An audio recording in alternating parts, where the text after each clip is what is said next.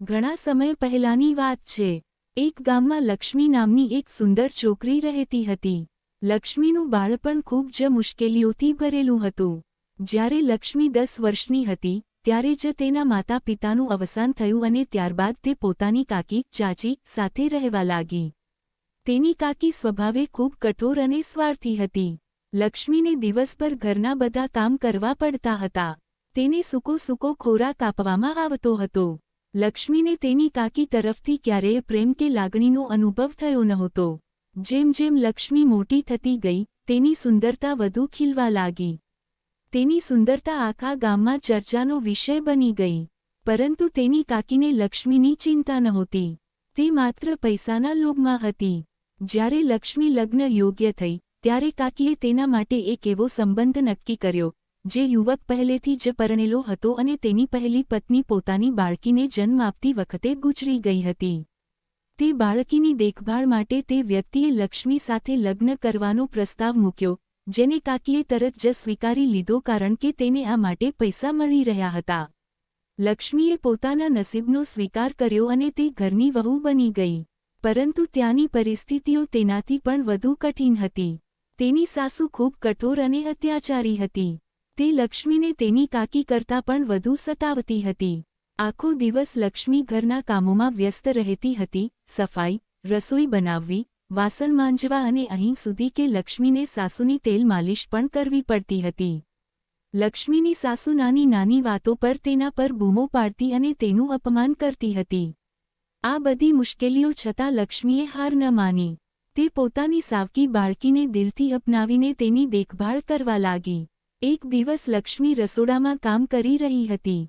તેની સાસુ, જે હંમેશા તેનાથી નારાજ રહેતી હતી, રસોડામાં આવીને બૂમો પાડવા લાગી, રસોઈ બનાવવામાં આટલી બધી વાર કેમ થઈ રહી છે? શું કાલે જમાડીશ? લક્ષ્મીએ ડરતા ડરતા કહ્યું, સાસુમા, બસ 1 મિનિટ વધુ લાગશે। હું હમણાં જ પીરસું છું। આ સાંભળીને તેની સાસુ વધુ ગુસ્સે થઈ ગઈ। જ્યારે લક્ષ્મીએ થાળીમાં ભોજન પીરસીને આપ્યું ત્યારે તેની સાસુએ થાળી ઉઠાવી અને જમીન પર ફેંકી દીધી। આવું ભોજન તારા બાપને ખવડાવ, તે તો મરી ગયો, પણ તને કંઈ શીખવ્યું નહીં। લક્ષ્મી કંઈ ન બોલી, પણ તેના આંસુ ઘણું કહી રહ્યા હતા। તેની સાસુએ પાસે રાખેલો એક લાકડીનો દંડો ઉઠાવ્યો અને લક્ષ્મીના વાળ પકડીને તેને જોરથી મારવા લાગી। દર્દના માર્યા લક્ષ્મીની આંખોમાંથી આંસુ વહી રહ્યા હતા, પરંતુ તેણે પોતાના મોંમાંથી એક શબ્દ પણ ન કાઢ્યો। તે જાણતી હતી કે જો તેણે કંઈ કહ્યું તો તેની સાસુ વધુ ગુસ્સે થઈને તેને મારશે। અને તેનાથી પણ મોટો ડર એ હતો કે તેની સાસુ ગુસ્સામાં બાળકને દૂધ પીવડાવવા નહીં દે। લક્ષ્મીએ પોતાની સહનશીલતાથી આ બધું સહન કરી લીધું। તેણે પોતાના આંસુઓને અંદર જ દબાવી દીધા અને ચૂપચાપ માર ખાતી રહી। બીજી તરફ, લક્ષ્મીનો પતિ અમર આ બધી વાતોથી અજાણ હતો। તે દિવસભર કામ પર રહેતો હતો અને જ્યારે તે ઘરે આવતો ત્યારે બધું સામાન્ય લાગતું હતું। લક્ષ્મીએ ક્યારેય અમર પાસે આ અત્યાચારોની ફરિયાદ ન કરી, કારણ કે તે ઈચ્છતી હતી કે ઘરમાં શાંતિ જળવાઈ રહે। લક્ષ્મીને આશા હતી કે કદાચ એક દિવસ તેની સાસુ તેને પ્રેમ કરવા લાગશે। પરંતુ સાસુનો વ્યવહાર દિવસેને દિવસે વધુ ખરાબ થતો જતો હતો। લક્ષ્મીનું જીવન દિવસેને દિવસે મુશ્કેલ બનતું જતું હતું। તેની સાસુ તેને સતત ત્રાસ આપતી હતી। એક દિવસ સાસુએ લક્ષ્મીને ઘરના કૂવામાંથી પાણી લાવવા કહ્યું। કૂવો ઘરના આંગણામાં હતો, પરંતુ ઊંડો અને ખતરનાક હતો। લક્ષ્મીએ કંઈ પણ કહ્યા વગર ડોલ ઉઠાવી અને કૂવા તરફ ચાલી ગઈ। જેમ જ લક્ષ્મી પાણી ભરવા માટે કૂવામાં ઝૂકી, તેની સાસુએ પાછળથી તેને જોરથી ધક્કો માર્યો। લક્ષ્મીનું સંતુલન બગડ્યું અને તે ચીસ પાડતી કૂવામાં પડી ગઈ। તેની સાસુએ ઠંડો શ્વાસ લીધો અને વિચાર્યું કે હવે આ મુસીબતમાંથી હંમેશ માટે છુટકારો મળી ગયો। પછી સાસુએ તરત જ પાણીમાં પડી રહેલી ડોલ અને દોરડું હટાવી દીધું અને એક ખોટી વાર્તા બનાવી લીધી। તેણે અમરના પાછા ફરવા પર કહ્યું, લક્ષ્મી પોતાને ખતમ કરવાની કોશિશમાં કૂવામાં પડી ગઈ। મેં તેને બચાવવાના ખૂબ પ્રયત્નો કર્યા, પણ હું નિષ્ફળ રહી। અમર આ સાંભળીને સ્તબ્ધ થઈ ગયો, પરંતુ તે પોતાની માતાની વાત પર વિશ્વાસ કરવા સિવાય કંઈ કરી શક્યો નહીં। કૂવામાં પડ્યા પછી લક્ષ્મીની હાલત ગંભીર થઈ ગઈ અને તે બેહોશીની હાલતમાં પાણીમાં ડૂબી રહી હતી। ત્યારે જ કૂવાની અંદર એક ચમત્કાર થયો। ત્યાં એક નાગિન પ્રગટ થઈ, જેને લક્ષ્મી રોજ દૂધ પીવડાવતી હતી. તે નાગિન લક્ષ્મીના સારા કર્મો અને દયાળુતાથી પ્રભાવિત હતી. નાગિન લક્ષ્મીને પોતાની સાથે સર્પલોકમાં લઈ ગઈ. જ્યારે લક્ષ્મી ભાનમાં આવી ત્યારે તેણે નાગિનને પોતાની સામે જોઈ. નાગિને કહ્યું, લક્ષ્મી, હું તારા કર્મોથી ખૂબ પ્રભાવિત છું. તે હંમેશા બીજાની મદદ કરી છે અને આજે હું તારી મદદ કરીશ. હું તને અદૃશ્ય થવાની શક્તિ આપું છું, જેથી તું તારી સચ્ચાઈ સાબિત કરી શકે અને તારા પતિ અને બાળકને પાછા મેળવી શકે. નાગિનની શક્તિ મેળવીને લક્ષ્મી અદૃશ્ય થઈને પોતાના ઘરે પાછી આવી. તેણે જોયું કે તેની સાસુ પોતાના જૂઠને સાચું ઠેરવવામાં લાગેલી હતી. લક્ષ્મીએ નિર્ણય કર્યો કે તે ધીમે ધીમે સત્યને સામે લાવશે. તે રાત્રે જ્યારે તેની સાસુ સૂતી હતી, લક્ષ્મીએ અદૃશ્ય રૂપમાં જઈને સાસુના કાનમાં ફૂસફૂસાવ્યું, તે જે કર્યું છે તેનો હિસાબ તને આપવો પડશે. સત્ય ક્યારેય છુપાઈ શકતું નથી.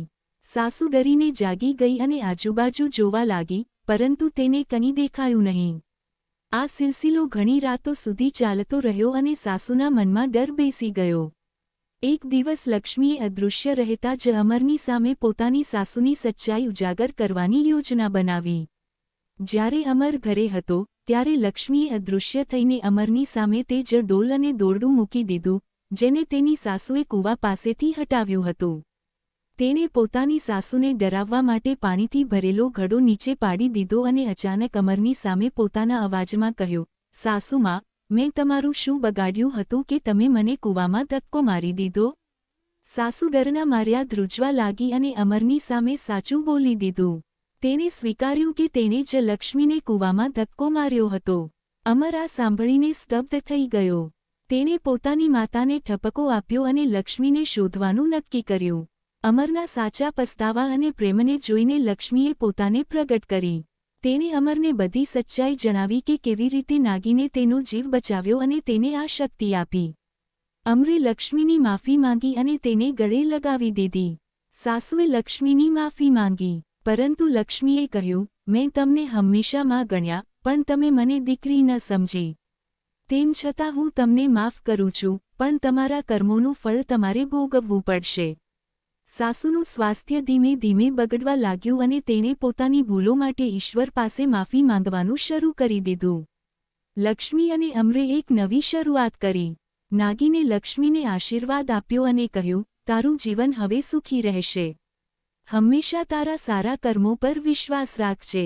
લક્ષ્મી અને અમરે બાળક સાથે ખુશી ખુશી પોતાનું જીવન પસાર કરવાનું શરૂ કરી દીધું.